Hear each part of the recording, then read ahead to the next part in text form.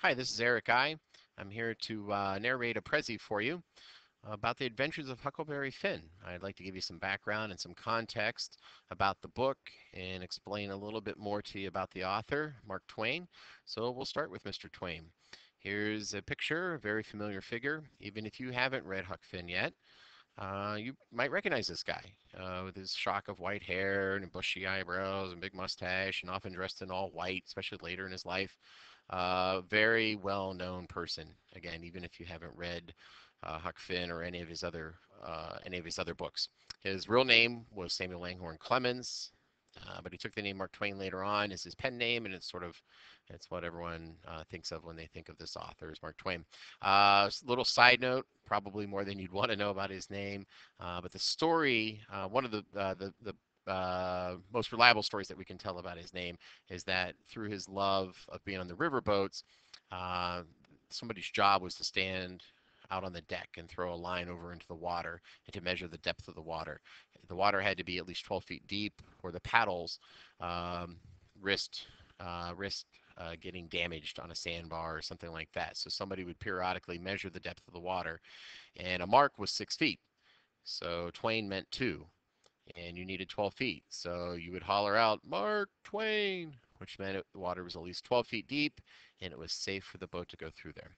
So probably more than you wanted to know about his name, but now you know. Let me tell you a little bit about his background. Again, first major American author born west of the Mississippi River, which was a big deal back then. Back then, the Mississippi River was talked about and viewed as the far west. Nowadays in Missouri, his home state, that's considered Midwest, along with Ohio and Indiana, even Michigan and Illinois, that's the Midwest. But back then, Mississippi River, especially as it runs through Missouri there, or alongside Missouri, that's thought of the far west. So it was a big deal. He was born in 1835, died in 1910. He talked about coming in with Halley's Comet and going out with Halley's Comet. Well, guess what? He was right. He was born November 30th, 1835, made it to about 75 years of age, died in 1910. Halley's Comet, if you don't know, only comes around once every 75 years. So he had some premonition there. He was right. Let me tell you a little bit about his childhood. There's a nice picture of Sam as a young man. This is when he's a childhood apprentice printer, and I'll talk more about his training there in a second. Born in Florida, Missouri, a city in Missouri. Shortly thereafter, moved to Hannibal, Missouri. And when you read Huck Finn or you read other Mark Twain, and he talks about the city of St. Petersburg, we're going up to St. Petersburg. It's a fictionalized version of his own adopted home of Hannibal, Missouri. Unfortunately, like other famous writers that maybe you've studied, Twain's father died in 1847 when Twain was only 12 years old. And so they had a big family. And so young Sam had to go to work. And this is when he became an apprentice printer. And if you look closely, there in his right hand, sort of at his belt buckle, or literally his belt buckle, you see his name, Sam. And so there's something about being a typesetter, I think. There's other writers who did this sort of thing. Something about handling letters for a living and setting type for newspapers that really sort of fostered that love of language. And so from the age of 12 until 21, he worked as an apprentice printer, really tough work. His dream job, though, was always to be a cub pilot. And cub pilot's basically a boat captain in training.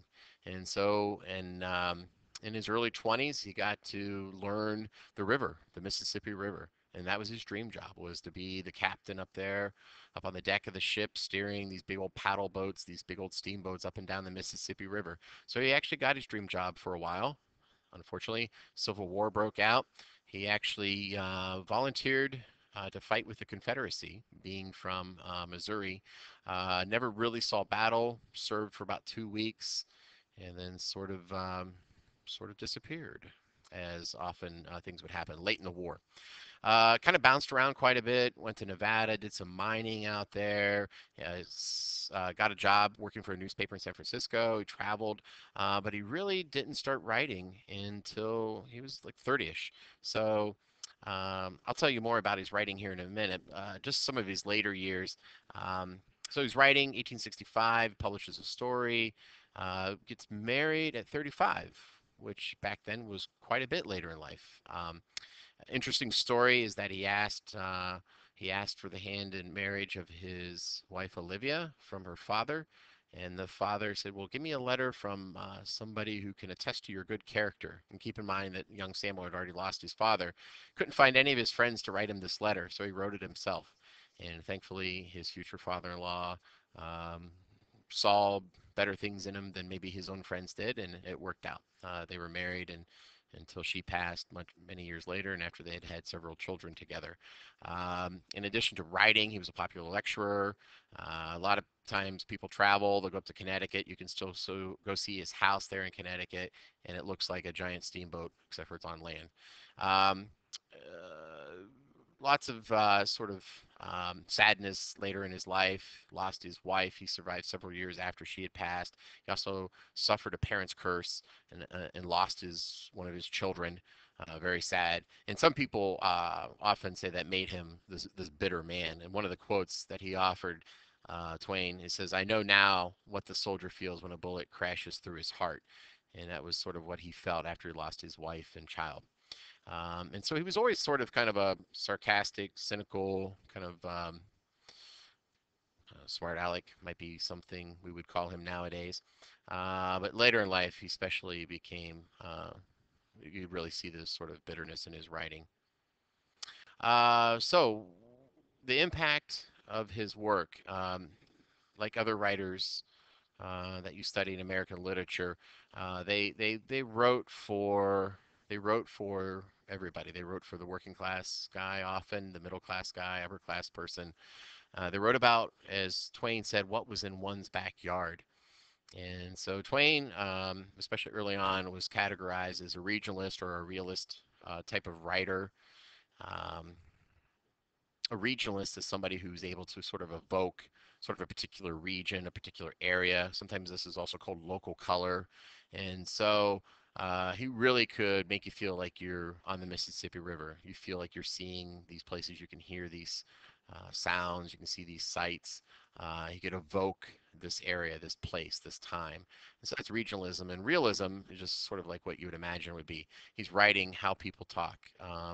And we'll talk more about the issues of race in the book here in a short bit. But it's one of sort of the rationales that Twain would offer, or at least readers of Twain would offer, is one of the reasons why the N-word appears so many times in the book. Is the book is set in 1845, thereabouts, mid 19th century. Uh, the N-word is a word that they would use to talk about slaves, a black person at this time. So to change it as something to that we would find much more acceptable today wouldn't have fit. And so I'll talk a little bit more about that as we move along here. But looking back to sort of some of his background, some of his other works that he put together, his first story that really sort of put him on the map was the celebrated Jumping Frog of Calaveras County. It was based on a short story or a newspaper account that he had read, and he changed it into a short story, and that sort of got him noticed, made him money. The Innocents Abroad was based on when he traveled around the world, and so he kind of poked fun at other cultures and even other Americans. That came out in 1870, and that sort of made him famous. Other books of his that you may recognize: The Adventures of Tom Sawyer, Roughing It, Life of the Mississippi, Prince of the Pauper, Connecticut Yankee, and King Arthur's Court. These are books that you may have already read. Tom Sawyer is important because this is sort of how we get to Huck Finn, and I'll talk more about that again very shortly. But thinking about Huck Finn, this quote here from Ernest Hemingway: "All modern American literature comes from one book by Mark Twain called Huckleberry Finn. It's the best book we've had. All American writing comes from that. There was nothing before. There's been nothing as good since," Ernest Hemingway wrote in the Green Hills of Africa about 50 years after Twain had published his book. So amazing to sort of think about Hemingway, one of the 20th century's greatest writers, citing Huck Finn as the greatest book that American literature had to offer. Gives you an idea sort of its stature and its place in the canon, if you will.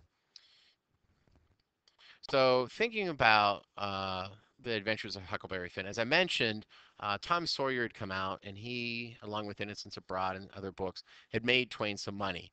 And so, being, you know, a family and somebody interested in supporting his family. He needed to make some money. So, hey, that Tom Sawyer book did really well. Maybe I should write a sequel.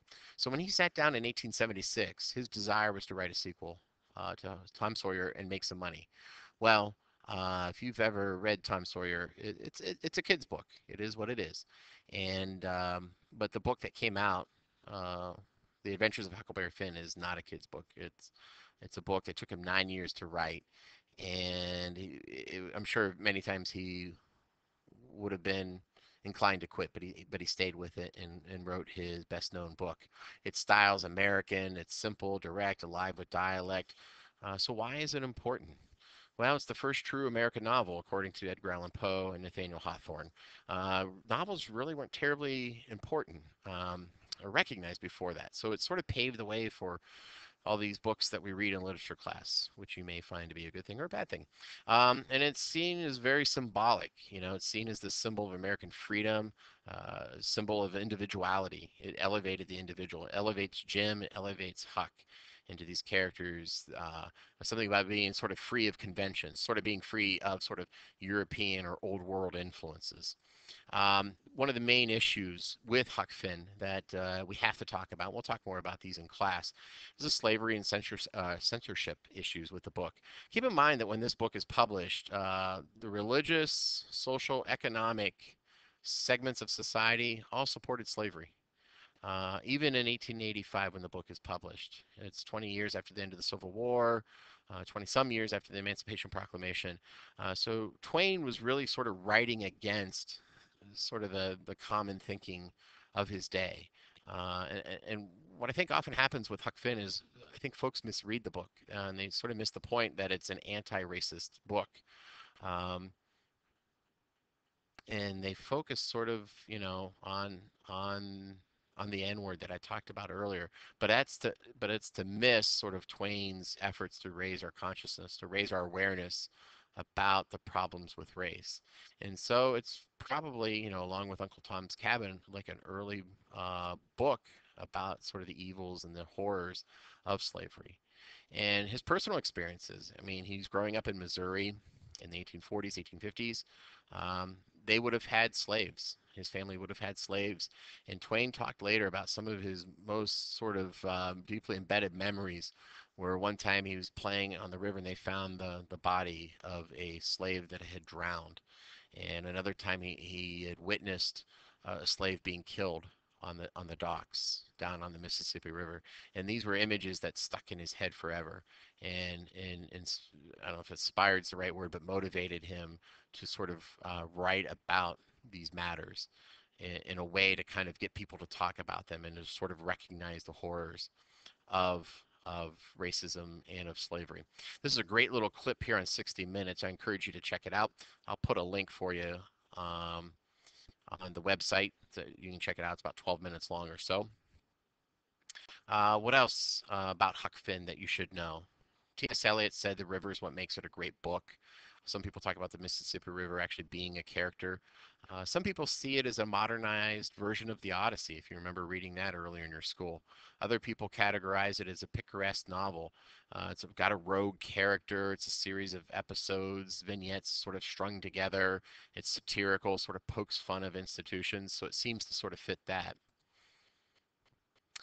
Twain, in his own words, a couple quotes to sort of wrap things up here. I could never tell a lie that anybody would doubt, nor a truth that anybody would believe. If we had less statesmanship, we could get along with fewer battleships. The funny thing about Twain is he often gets quoted, especially around election time. So some of these you could see folks trotting out for, election season. And lastly, many a small thing has been made larger by the right kind of advertising. A patriot, the person who can holler the loudest without knowing what he's hollering about. We all live in the protection of a certain cowardice, which we call our principles. I like that one. That damnable human race was an expression that he used later in his life. I told you about his bitterness. And this one you may have seen on a sign at some restaurant or whatnot. Never argue with a fool. Bystanders can't tell the difference. So, very popular writer, really sort of still sort of embedded into our culture. And one of the dominant images of Huck Finn and Mark Twain is the riverboat on the river, and there's a sort of a modern image of one. Well, I thank you for listening, and hopefully you find this helpful. Have a good day.